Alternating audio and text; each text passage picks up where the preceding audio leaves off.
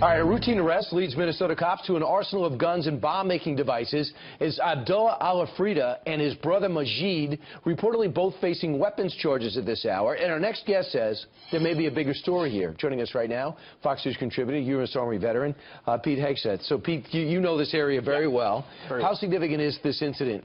Well, the incident in and of itself, it's a routine traffic stop where the folks were being belligerent, so the cops put them in the car, search the car, and they find AK-47s, grenades, drone parts, tons of ammunition, not what you would normally find inside a vehicle, and they arrest them for it. This individual likely is a Somali refugee, first or second generation, unknown, but has a bunch of priors as well. So the question is, if he's been arrested before for illegal handguns, drugs, misdemeanors, why are people who have come here as a privilege to be an American, after multiple criminal offenses, staying here? Does Homeland Security have him? Even though he has priors, I'm wondering if he's on the radar for Homeland Security. I don't think so. I mean, the FBI has their hands full in Minneapolis because of issues with Somali Muslim refugees who came to this country and then try to go back and fight with al-Shabaab in Somalia or ISIS in Iraq and Syria. So the FBI has been heavily involved in that community there.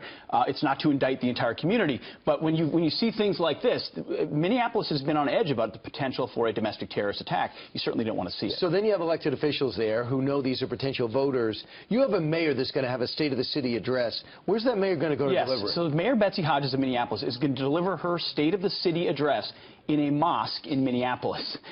This is the left doing everything they can to fall over themselves, to fawn over a new community. Listen, we've always welcomed new immigrants or refugees.